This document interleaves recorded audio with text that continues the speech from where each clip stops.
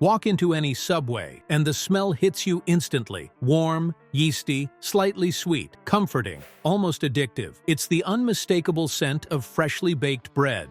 Or at least, that's what it's designed to make you believe. Subway has built its entire brand around freshness. Eat fresh is more than a slogan, it's a promise. But behind the inviting aroma and colorful banners lies a far more complicated story about what's really in that bread.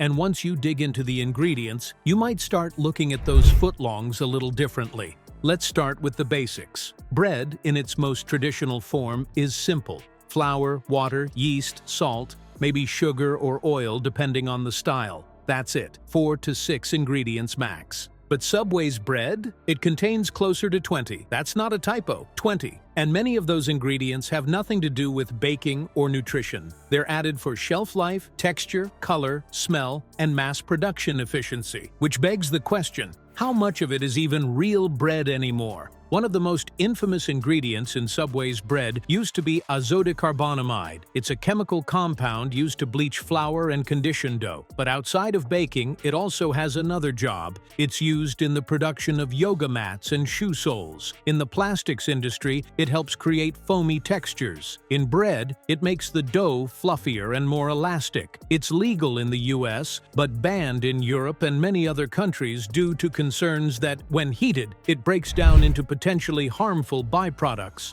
After a public backlash and a viral campaign labeling Subway's bread as yoga mat bread, the company eventually removed azotocarbonamide from its recipe in 2014. But the fact that it was ever in there at all raised red flags about what other unappetizing surprises might be lurking in the dough. Next on the list are dough conditioners. These are chemicals used to improve the bread's texture and speed up the baking process. Subway's bread contains multiple dough conditioners, including ammonium sulfate and ammonium chloride. The purpose? To make the yeast more active, to control pH levels, and to stabilize the dough in industrial baking conditions. In other words, these ingredients make the bread easier and cheaper to mass produce. But they don't make it better for you. Then, there's the sugar. A lot of sugar.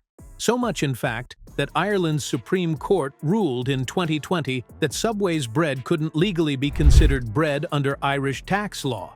The reason? It contained 5 times more sugar than what the law allowed for a food to be classified as bread. In Ireland, bread is considered a staple food and is tax-exempt, but only if it's not loaded with sugar. Subway's bread, with its high sugar content, was classified as a confectionery. That ruling sent shockwaves around the world. People who thought they were making a healthy sandwich choice suddenly realized they'd been eating something closer to cake. The sugar doesn't just sweeten the bread. It's used to feed the yeast, to speed up fermentation, and to create that caramelized golden brown crust. But it also spikes your blood sugar, contributes to cravings, and adds unnecessary calories. Most nutritionists would agree that sandwich bread shouldn't taste like dessert. But Subway's bread varieties, especially honey oat, Italian herbs and cheese, and even 9-grain wheat, are all noticeably sweet. It's not a coincidence. It's a calculated choice. Preservatives are another major concern. Subway's bread contains calcium propionate and sodium propionate, preservatives used to prevent mold and extend shelf life. These are common in commercial baked goods, but they come with controversy. Some studies have linked calcium propionate to migraines and behavioral changes in children. Others suggest it can cause gut irritation when consumed in high amounts over time. Subway insists their usage is within legal and safe limits. But again, it's not about legality, it's about what consumers assume they're eating versus what they're actually consuming. Emulsifiers are also in the mix. These are used to stabilize dough, improve crumb structure, and make the bread softer. One such emulsifier found in Subway bread is datum, diacetyl tartaric acid ester of mono and diglycerides. It sounds like something from a chemistry textbook, and it kind of is. While considered safe by food regulatory bodies, there are concerns that some emulsifiers can affect gut bacteria and promote inflammation. They help give Subway bread its pillowy, uniform texture, but they're far from natural. Coloring agents can also be found, especially in varieties like the Italian herbs and cheese. Caramel coloring, for example, is sometimes used to darken the crust or provide visual appeal. But caramel coloring can contain compounds that have been flagged as potential carcinogens in animal studies. Again, the amounts may be small, but when stacked on top of all the other additives, it raises questions. What about the flour itself? Subway uses enriched wheat flour, which means it's been stripped of its natural nutrients during processing and then enriched with synthetic vitamins like niacin, thiamine, and folic acid. While enrichment may sound like a good thing, it's essentially a way of putting back a fraction of what was lost. Whole grain flours retain their natural fiber and nutrients. Enriched flour is more about cost-cutting and shelf life than health. And let's not forget the use of enzymes, proteins added to speed up dough development and improve final product characteristics. These enzymes often don't appear on the ingredient label because they're considered processing aids. That means you may be consuming substances that aren't even listed, some of which can be derived from animal sources or genetically modified organisms. Then there's the bigger picture, how the bread is made. Subway doesn't bake bread from scratch in each store. They receive frozen dough from centralized facilities. The dough is thawed, proofed, and baked in-store to give the illusion of freshness. That wonderful smell wafting through the air, it's engineered. It's part marketing, part psychology. The goal is to make you feel like you're getting something homemade, something wholesome. But the truth is, Subway's bread is the product of industrial food science, optimized not for nutrition or flavor, but for mass production, consistency, and profit margins. And even with all those added chemicals and enhancers, Subway's bread still varies in quality. Some loaves come out pale and dry, others are misshapen or tough. That's because when you rely on processed dough instead of traditional fermentation, there's less room for error. You're not letting the yeast and flour develop flavor over time. You're forcing it to rise and brown quickly using heat and chemistry. So where does this leave the health-conscious consumer? If you're eating Subway because you think it's a better option than burgers or fried food, you're not alone. That's how the brand has positioned itself for years, as the healthier fast food alternative.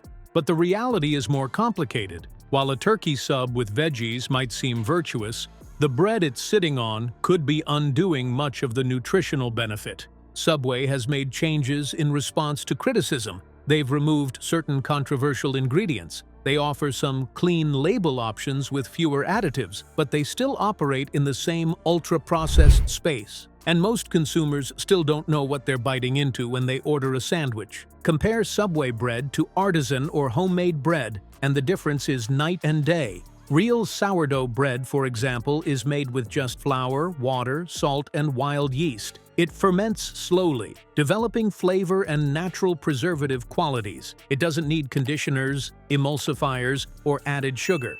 It's chewy, crusty, and satisfying in a way no fast food bun can replicate. Even mass-market bakery bread from local stores often has cleaner labels than Subway's loaves. Brands that focus on fewer ingredients, no preservatives, and whole grains are becoming more common. But Subway's model still leans heavily on long supply chains, centralized production, and ingredients designed more for logistics than for health. What's ironic is that Subway markets its sandwiches as customizable. You choose the meat, the veggies, the sauces. You're in control. But the bread, the foundation, is fixed. You can choose the flavor, but not the formula. Whether it's Italian, wheat, or flatbread, the core ingredients are largely the same. Enriched flour, added sugar, preservatives, emulsifiers, and conditioners. This lack of transparency is what bothers so many critics. Consumers aren't being given the information they need to make informed choices. Labels are vague. Ingredient lists are long. Nutrition charts don't tell the full story, and marketing plays on health-conscious instincts while hiding the processing that happens behind the scenes. Some might argue, who cares? It's just bread. It's fast food. No one expects gourmet quality from a sandwich chain, but that argument misses the point. Subway promised better. It claimed to be different. And millions of people trusted that message. School kids, office workers, athletes, even dieters have chosen Subway thinking they were making a smarter choice. But if the bread, the very base of every sandwich, is packed with hidden sugars, chemical conditioners, and industrial additives, how healthy is it really?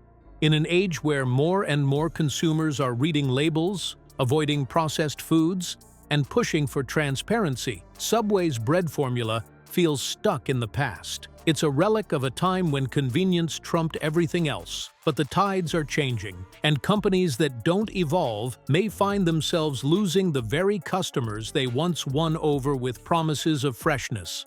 So the next time you walk into Subway and inhale that warm, tempting scent, remember, it's more science than baking, more marketing than tradition. And while it may fill your stomach, it's worth asking whether it's feeding your body or just fooling your brain. Because when it comes to bread, the difference between real and fake isn't always about taste, it's about trust. And once that's broken, no amount of toasty aroma can cover it up.